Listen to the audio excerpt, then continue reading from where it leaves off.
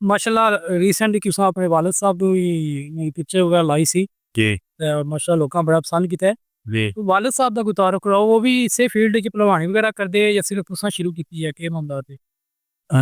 मेरे अब्बू जान अपने वक्त में जदों जवान सी ਉਹ ਕਬੱਡੀ ਵੀ ਖੇਡਦੇ ਰਹੇ ਨੇ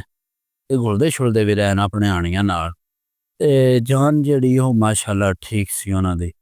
ਤੇ ਖੁਰਾਕ ਵੀ ਚੰਗੀ ਖਾਂਦੇ ਨੇ ਧਿਆਨ ਰੱਖਦੇ ਨੇ ਸਿਹਤ ਦਾ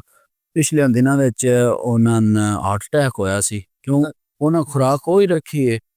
ਔਰ ਵਿੱਚ ਫਿਰ ਉਹਨਾਂ ਟ੍ਰੇਨਿੰਗ ਨਹੀਂ ਕੀਤੀ ਜਾਂ ਵਰਕ ਨਹੀਂ ਉਹਨਾਂ ਕੀਤਾ ਉਹਦੇ ਹਿਸਾਬ ਨਾਲ